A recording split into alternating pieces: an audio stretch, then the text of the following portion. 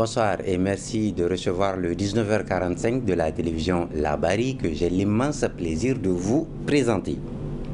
Pour assurer la cohésion sociale au lendemain des événements du 26 juillet 2023, le Conseil national pour la sauvegarde de la patrie, CNSP, a dû décider de suspendre les activités des partis politiques.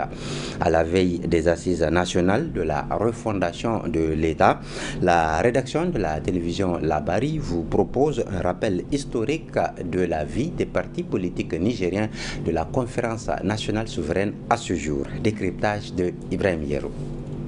Soyez assurés que je n'y ferai pas d'obstacle, car on n'arrête pas le courant de l'histoire. À tort ou à raison, certains analystes accusent les partis politiques d'être à l'origine, sinon les seuls responsables des crises institutionnelles ayant provoqué 4 coups d'État militaires depuis la fin de la conférence nationale souveraine. Ce qui est sûr, la démocratie multipartite a échoué dans la construction du pays et l'amélioration des conditions de vie du plus grand nombre. Mais faisons ensemble la rétrospective des 30 dernières années. Au sortir de la conférence nationale souveraine, l'Alliance des forces du changement AFC, menée par le CDS Rahma de Mohamed Ousmane, a remporté les premières élections démocratiques de 1993 au suffrage universel contre le MNSD Nassara de Tanja Mamadou. Le CDS Rahma avait pour alliés, entre autres, l'ANDP Zamalahia, le PNDS Tareya et plusieurs partis politiques. Au bout de 2 années de gestion du pouvoir, le premier ministre de l'époque, président du PNDS Tareya, démissionne du gouvernement et retire son parti politique de la majorité AFC. Pour certains, les raisons en étaient des disputes avec le président de la République autour de marchés publics, mais pour d'autres, il s'agirait plutôt de l'incompétence avérée du Premier ministre Issoufou Mahamadou, à qui il aurait été demandé de démissionner et faire désigner à sa place un autre cadre de son parti pour diriger le gouvernement. Mais ce dernier aurait vu en cela une insulte, une humiliation à son égard. Quoi qu'il en soit, le départ du PNDS Tareya de l'AFC a provoqué la première crise institutionnelle avec la tumultueuse cohabitation entre Mohamed Ousmane, président de la République, et Hama Amadou du MNSD Nassara, devenu Premier ministre, à la faveur de la nouvelle majorité née de l'alliance PNDS-MNSD. C'est ce qui a conduit au coup d'État du 26 janvier 1996. L'avènement de la 4e République, dirigée par le général Ibrahim Baré Nassara, n'a duré que 3 petites années, tant la crise politique née de la contestation des élections a été permanente et très grave. En avril 1999, le président Baré sera assassiné par sa propre garde et le Conseil national pour la réconciliation qui a pris le pouvoir organise des élections la même année et le président du MNSD Nassara, Tanja Mamadou, prête serment le 22 décembre 1999, devenant ainsi le premier et dernier président de la 5e République. Après un premier mandat plutôt bien réussi, au cours de son second, Tanja Mamadou commence à recevoir le chef de file de l'opposition Issoufou Mahamadou, président du PNDS Tareya. 2 ans après le début du second mandat de Tanja, en 2007, le gouvernement dirigé par Hama Amadou, qui est devenu entre-temps président du MNSD Nassara, le parti au pouvoir, est renversé par une motion de censure déposée par le PNDS Tareya, mais votée aussi par une partie de la majorité parlementaire, dont des députés du MNSD de Tanja Mamadou.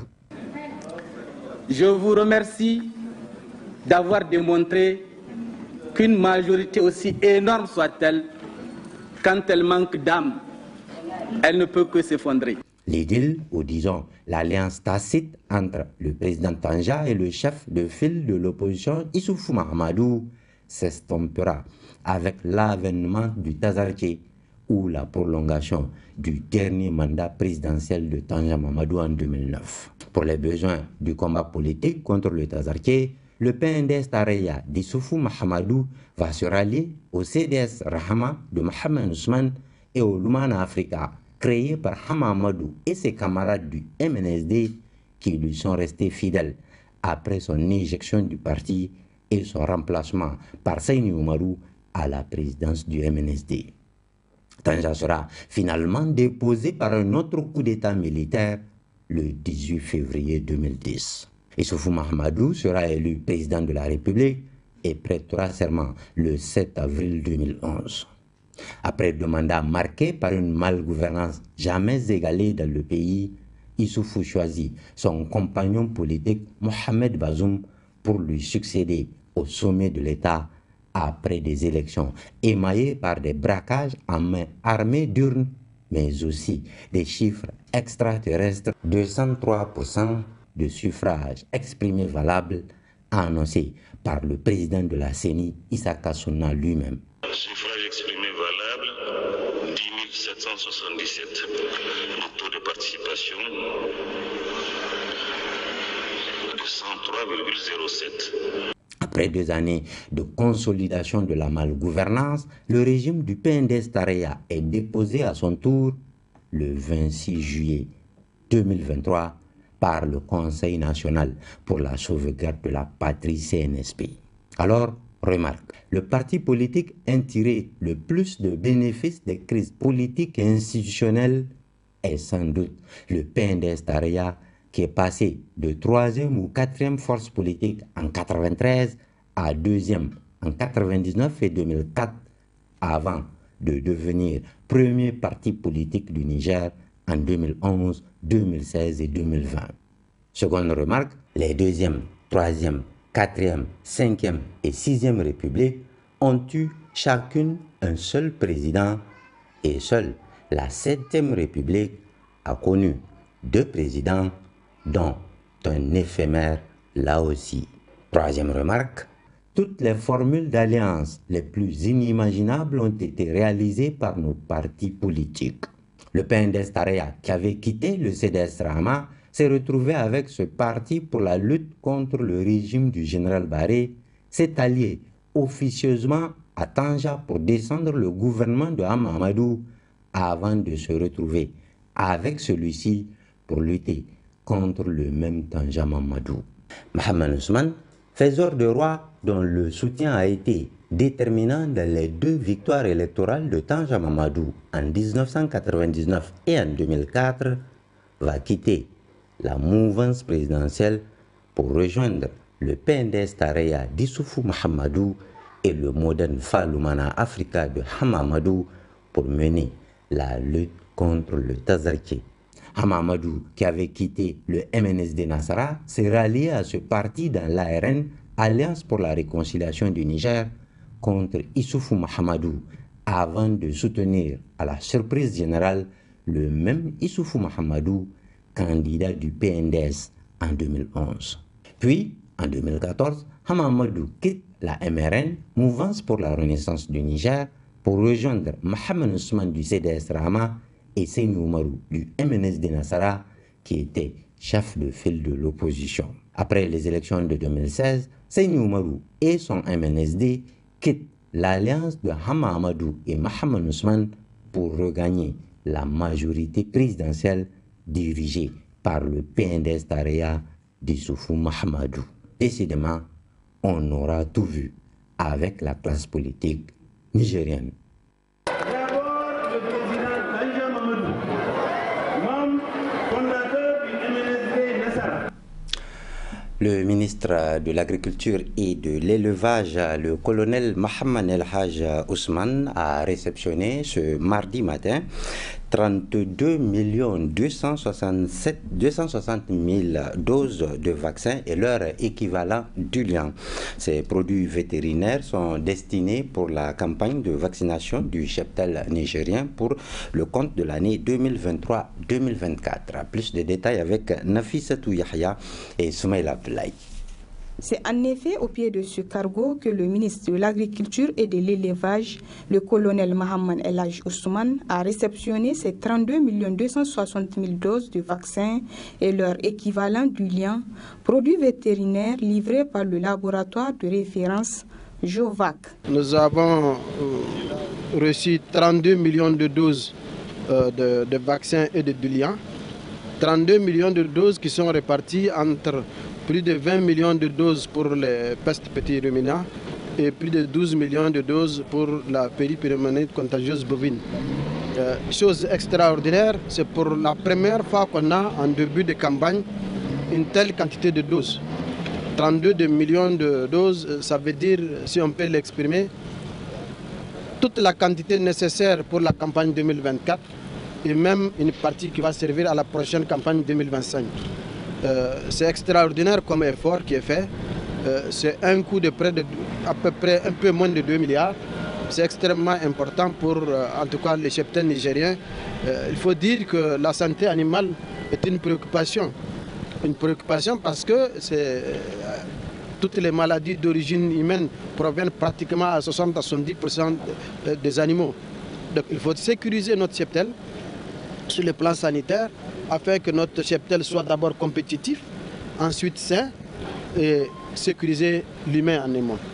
Afin de sécuriser le cheptel nigérien, les autorités entendent vacciner 90% de bovins, 90% de petits ruminants et 30% de camélins à travers l'acquisition de ces vaccins. Le défi est avec aujourd'hui les vétérinaires, les mandataires et les agents auxiliaires qui seront sur le terrain. L'État a pris toutes les dispositions pour que les vaccins soient disponibles avec donc toutes les dispositions sont réunies. En général, je dis bien, on n'a jamais eu une telle quantité.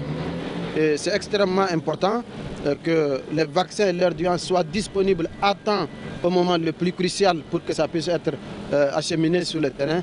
Très bientôt, nous allons faire acheminer dans les 8 régions du Niger, au niveau du département et des communes, pour que notre cheptel soit sécurisé.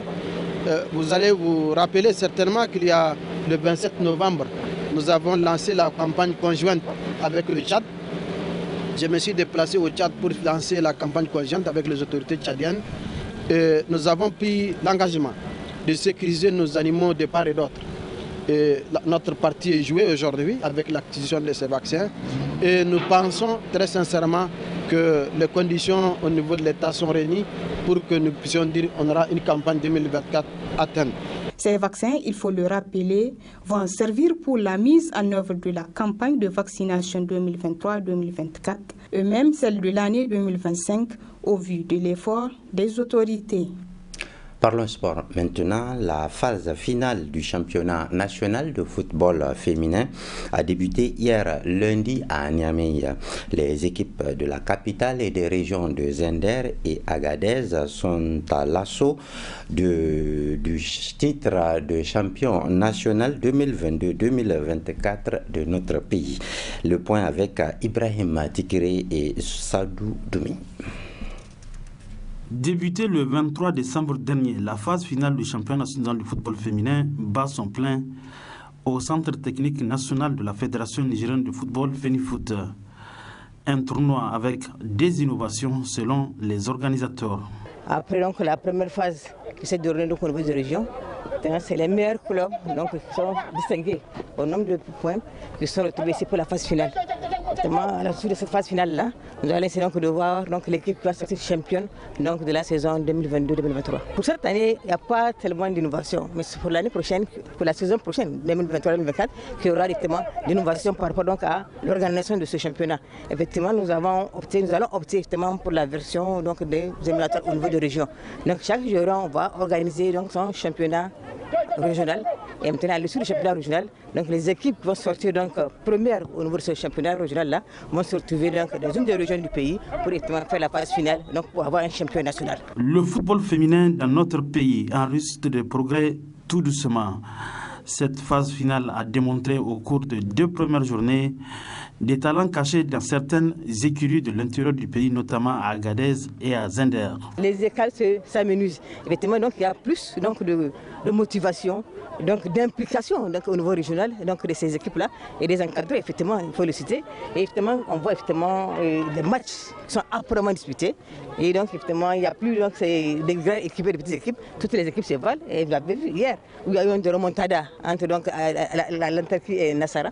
Et aujourd'hui aussi, vous avez vu comment les matchs ont été âprement disputés. Mais qu'effectivement, bon, finalement, l'équipe de Hacha a pu gagner. Mais il faut dire qu'effectivement, les équipes commencent effectivement à évoluer et à faire en sorte effectivement que ce football féminin. Mais quand même, pour peut-être apprécier si effectivement au niveau de la direction technique nationale, et puis nous faire appel donc, au CTR au niveau des régions pour appuyer effectivement ces différentes équipes-là pour qu'il y ait plus de compétition, plus effectivement de motivation et plus d'implication des différents acteurs donc, de ce football féminin-là. Pour cette phase finale du championnat national du football féminin, 10 belles affiches dont le sprint final est prévu le 31 décembre prochain au centre technique de la FENIFOOT. Ce journal vous sera rediffusé tout à l'heure à 22h45. La rédaction et les équipes techniques vous donnent rendez-vous demain à 7h15 et à 12h45 pour de nouvelles éditions. Moi, je vous reviens jeudi à 19h45, Inch'Allah. Mais le programme se poursuit sur la télévision Labari, la passion de servir. À très bientôt et prenez bien soin de vous.